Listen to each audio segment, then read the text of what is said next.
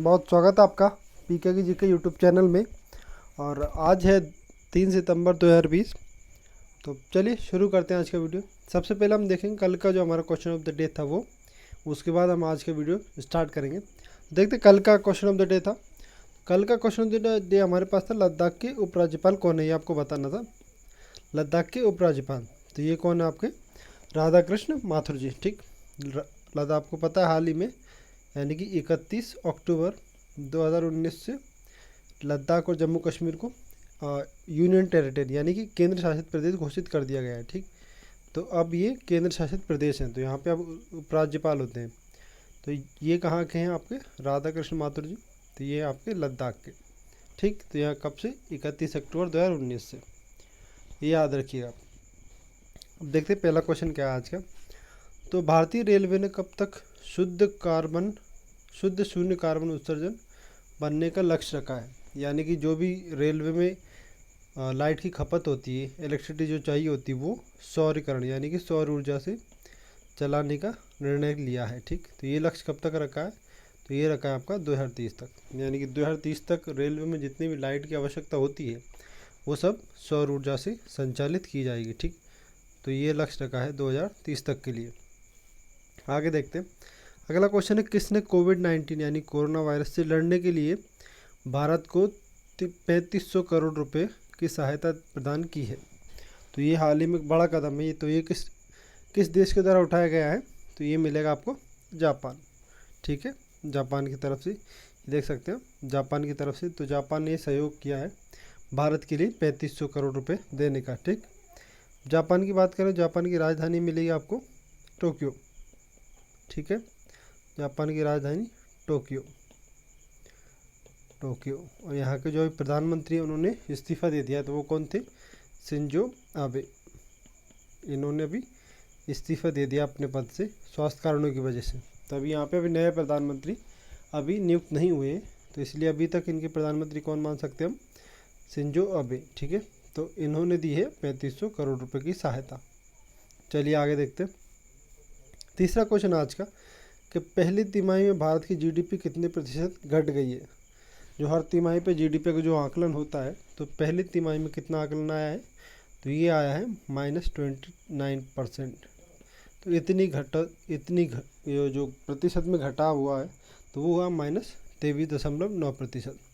ठीक है, और ये लगभग पिछले 40 वर्ष में सबसे न्यूनतम है, या इसको कह सकते हैं सबसे ज़्यादा घटी है जीडीपी हमारी। तो ये पिछले 40 वर्षों में सबसे ज़्यादा है। ठीक, 3.9% यानी 23.9। ऑप्शन तीसरा यहाँ पे सही हो जाएगा। इसके अलावा देखते हैं अगला क्वेश्चन। अगला क्वेश्चन है, किस राज्य ने मेजर ध्यानचंद विजय पथ योजना शुरू की है। अब जैसे आप देख सकते हैं विजय पथ योजना, तो ये की है आपकी उत्तर प्रदेश ने। ये देख सकते हैं आप इस तरीके से। ठीक, तो ये क्या, शीर्ष सड़कों से संबंधित खिलाड़ियों को संक्षिप्त जानकारी के डिस्प्ले से संबंधित है। ठीक है, इसका और आसानी से हम समझें तो ये क्या है, 19 इंटरनेशनल खिलाड़ी, या इसको कहते हैं 19 अंतर्राष्ट्रीय खिलाड़ी, 29 अंतर्राष्ट्रीय खिलाड़ी जो यूपी से हैं। ठीक, उनके घरों से या उनके शहरों को बेहतर रोड सुविधा प्रदान करने के इसमें प्रावधान है। ठीक है, तो इसमें अभी 19 खिलाड़ियों को शामिल किया गया है, जिनके शहरों को, जिनके घरों को बेहतर रोड कनेक्टिविटी प्रदान की जाएगी। तो ये है मेजर ध्यानचंद विजय पथ योजना, किसके द्वारा, उत्तर प्रदेश के द्वारा। ठीक, चलिए बढ़ते हैं आगे। अगला क्वेश्चन है, किसने हाल ही में चुनाव आयुक्त का पदभार संभाला है। तो हम काफ़ी दिन से डिस्कस भी कर रहे हैं, 2-3 बार हम इसका जिक्र कर चुके हैं। तो ये कौन है आपके, राजीव कुमार जी। ठीक है, राजीव कुमार जी। तो इन्होंने अब यानी कि हाल ही में अपना पदभार ग्रहण किया, तो अब ये काम करना स्टार्ट कर दिया। अभी हमने कुछ दिन पहले देखा था कि इनके जगह किसने इस्तीफ़ा दिया था, तो वो थे पहले अशोक लवासा जी।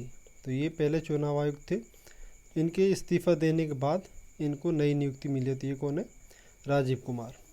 अगला क्वेश्चन देखते हैं। ये फोटो पिक्चर में आप देख सकते हैं राजीव कुमार जी को। अब देखते हैं छठा क्वेश्चन। ऑस्ट्रेलिया, जापान और इंडिया, यानी कि ऑस्ट्रेलिया, जापान और भारत की ने सप्लाई चेन रेजिलेंस पर बैठक में भारत का प्रतिनिधित्व किसने किया है। तो आपको बताना है किसने भारत की तरफ से इसमें वो सहयोग किया है या प्रतिनिधित्व किसने किया है। तो पीयूष गोयल, राजनाथ सिंह, प्रकाश जावड़ेकर या फिर निर्मला सीतारमण जी। तो ये किसने किया है? पीयूष गोयल साहब ने। इस बैठक में भारत का प्रतिनिधित्व किसने किया? पीयूष गोयल जी ने। चलिए अगला देखते हैं। अगला है भारत के रक्षा मंत्री किस देश की यात्रा करेंगे? तो ये होगी आपकी 3 से 5 सितंबर के बीच में, ठीक है। तो ये यात्रा होगी किस देश की? रूस की। और हमारे रक्षा मंत्री कौन है? तो राजनाथ सिंह जी, ये आप देख सकते हैं राजनाथ सिंह जी। तो ये करेंगे रूस की यात्रा, और यात्रा का समय क्या है? 3 से 5 सितंबर। अगला क्वेश्चन देखें। इंद्र 2020 या इंद्र 2020 सैन्य अभ्यास किस देश के साथ भारत आयोजित करता है?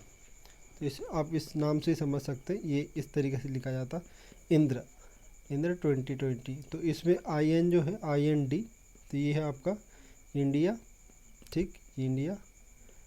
और इसके बाद ये है रशिया यानी कि रूस। तो ये किसके साथ होता है?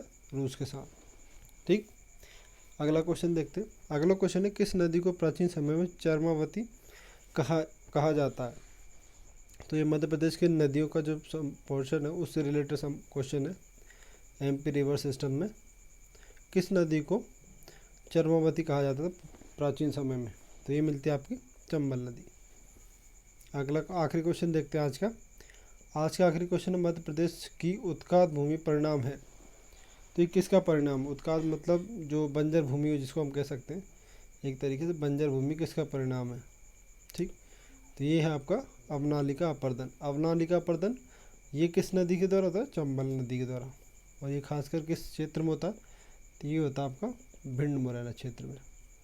और मुरैना इस समस्या से सबसे ज़्यादा ग्रसित जिला है, अवनालिका अपर्दन से, जहाँ पे जो नदी का पानी होता है इस एक तरीके से नदी का ज़्यादा पानी होता है ओवरफ्लो या बाढ़ के जो हालात बनते हैं उससे क्या होता है, जो मिट्टी की ऊपरी परत होती है वो बह जाती है।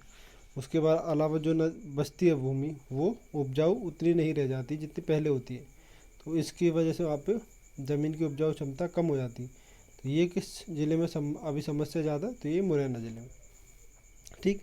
ये थे आज के कुछ हमारे करंट अफेयर्स के क्वेश्चन, कुछ मध्य प्रदेश के क्वेश्चन। अब देखते हैं आज का क्वेश्चन ऑफ द डे। तो आज का क्वेश्चन ऑफ द डे है इसरो का मुख्यालय कहाँ है? ये आपको बताना। जो हमारी स्पेस एजेंसी इसरो, इसका मुख्यालय आपको बताना है, ठीक। तो वीडियो पसंद आए तो लाइक शेयर जरूर करें, चैनल को सब्सक्राइब करना ना भूलें, बेल आइकन की घंटी दबाएं ताकि आने वाले वीडियोज़ की नोटिफिकेशन आपको सबसे पहले मिल पाए। और कल मिलते हैं एक नई वीडियो के साथ, तब तक अपना ध्यान रखिएगा। धन्यवाद।